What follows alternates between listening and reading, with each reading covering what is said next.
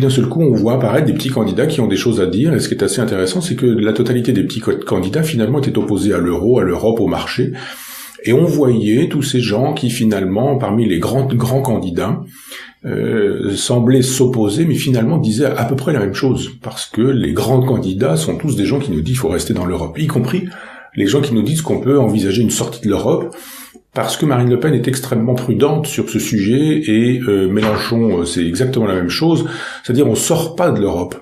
On ne sort pas de l'Europe. On demande aux Français ce qu'ils en pensent après qu'on ait proposé des négociations qui permettront de toute façon à l'Europe, en lâchant un petit peu de l'Est ici ou là, de donner l'impression que finalement on a négocié, Marine Le Pen ne sort pas de l'Europe, Jean-Luc Mélenchon ne sort pas de l'Europe, on donnera des petites choses qui symboliquement donneront l'impression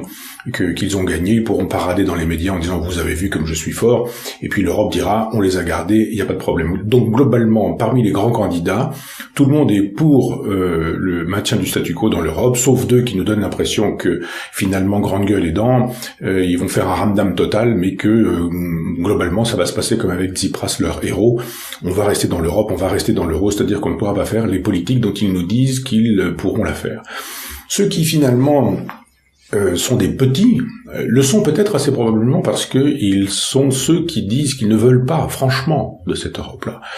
Autant les autres, on peut les accepter dans le club. Globalement, on fait semblant de ne pas être d'accord, mais finalement, sur l'essentiel, on est d'accord. Alors que les autres, sur l'essentiel, ne sont pas d'accord. Et les Dupont-Aignan, et les Poutou, et les Artaud, et les Cheminade, et les Asselineau sont tous des gens qui nous disent que finalement, il faut sortir de l'Europe, et peut-être l'un des plus convaincants était, je confonds, je ne sais plus si c'est Cheminade ou Asselineau, mais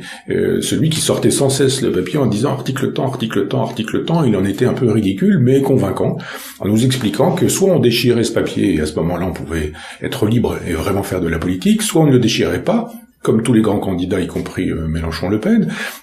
mais que finalement, on pourrait pas faire de politique annoncée puisque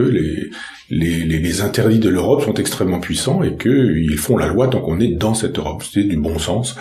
mais finalement, le bon sens n'est pas la chose du monde la mieux partagée, surtout à la télévision et surtout sur les terrains politiques.